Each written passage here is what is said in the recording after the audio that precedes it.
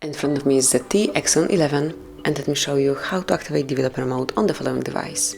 So first of all, you have to open the settings, then select About Phone, and now locate build number. It is right here.